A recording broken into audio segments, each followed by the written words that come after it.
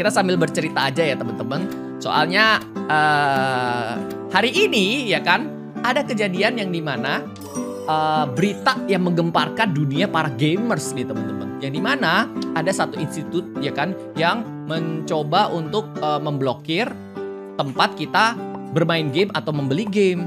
Ada beberapa tuh yang diblokir tuh, termasuk ada juga PayPal juga diblokir nih teman-teman. Tetapi menurut gua ya, sayang banget aja kalau misalnya diblokir karena seperti yang kalian tahu, udah banyak banget orang Indonesia yang mendapatkan mata pencarian dari hal-hal seperti itu gitu loh. Mulai dari misalnya kayak gua ya kan, gamers yang dimana ya gue juga udah beli banyak banget gamenya gitu loh. Kalau tiba-tiba diblokir kayak istilahnya gue langsung bakar uang semuanya yang udah gue beli dan gue udah gak bisa akses lagi ke dalam aplikasi tersebut. Itu kan wah lumayan guys. Udah berapa duit nih, berapa game yang gue koleksi guys. Aduh sedih banget ya pastinya ya. Dan juga kalau misalnya kalian jadi freelancer, misalnya kayak kalian suka menggambar atau suka jasa kayak dibuka Fiverr gitu teman-teman. Transaksinya itu kan pakai PayPal. Nah, yang pastinya kalau kalian pakai PayPal itu akan terlimitasi lah, alias kalian tidak bisa menarik atau mengambil uangnya kembali. Karena di luar negeri untuk transfer ke kita tuh masih susah guys. Jadi kebanyakan tuh masih memakai PayPal untuk perantaranya. Dan mungkin ada beberapa yang bilang ya udah Kak Regi pakai aplikasi ini aja atau ganti IP ini ke sini. Nggak segampang itu teman-teman. Jadi si PayPal sendiri itu bisa ngedetect kalian tuh IP-nya ada di mana. Dan kalau misalnya kalian mengganti IP kalian, maka dia bisa memblok PayPal tersebut karena dia mengira mungkin aja PayPal ini dihack. Ya kan namanya urusan keuangan ya kan teman-teman. Gak mau juga dong PayPal nanti kedepannya untuk mengganti uang yang diambil atau dihack sama orang. Jadi itulah langkah yang dilakukan oleh PayPal. Nah, paling yang gua pengen coba sampein di sini teman-teman, walaupun gua ini cuma kayak ngomel-ngomel, ya paling gua pengen sampein ya semoga saja kedepannya tidak terjadi lagi seperti ini ya teman-teman, karena terlalu dadakan, terlalu cepet dan semuanya kayak kaget aja kok tiba-tiba ada seperti ini. Sosialisasinya iya ada, gue pernah dengar sosialisasi seperti ini teman-teman, tetapi gue nggak expect kalau misalnya kayak Steam, Origin dan lain-lainnya itu kena juga ya kan. Aduh seperti itu teman-teman.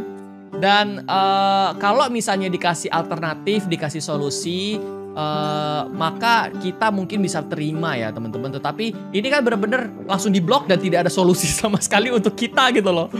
Kalau misalnya kayak tiba-tiba di Indonesia ada alternatif untuk payment, untuk menggampangkan kita, nah itu udah menjawab kebutuhan kita. Jadi kita nggak apa-apa deh nggak pakai PayPal. Atau enggak di Indonesia sudah ada platform sendiri untuk mengumpulkan game dan membeli game bahkan lebih murah dibandingkan di Steam. Itu adalah solusi untuk kita semua teman-teman. Tapi ya tetap aja gue udah koleksi sekitar ratusan game di dalam Steam.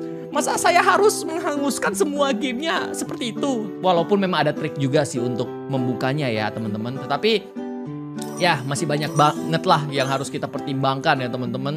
Ya seperti itulah keluh kesah saya ya teman-teman. Walaupun untuk sekarang provider saya masih aman lah, masih bisa bermain game Steam. Dan juga mungkin beberapa dari kalian yang sudah nonton beberapa aplikasi online yang lainnya menemukan caranya untuk kalian membuka Steam dan kawan-kawannya ya teman-teman. Tetapi semoga semuanya bisa diselesaikan dengan secara baik-baik lah ya teman-teman. Hopefully semuanya it's gonna be alright. Dampaknya untuk kedepannya otomatis kalau misalnya para gamers ini nggak bisa membeli ke aplikasi yang original, solusinya bukannya kita malah balik lagi ke zaman dahulu ya teman-teman yang suka mendownload bajakan, mencari yang gratisan. Kan udah enak ada satu tempat untuk kita beli secara resmi gitu loh. Dan juga setahu gua ya, di Steam itu sudah ada pajak Indonesia. Jadi kalau misalnya kalian kumpulkan tuh para gamers beli game di aplikasi Steam, itu pendapatan Indonesia juga cukup banyak dari perpajakannya gitu loh. Oh, tukang baksonya sudah pulang, baiklah.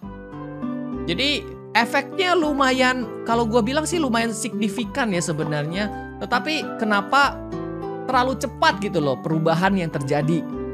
Lebih enak kan kalau misalnya kayak ganjil genap. Nah itu dia.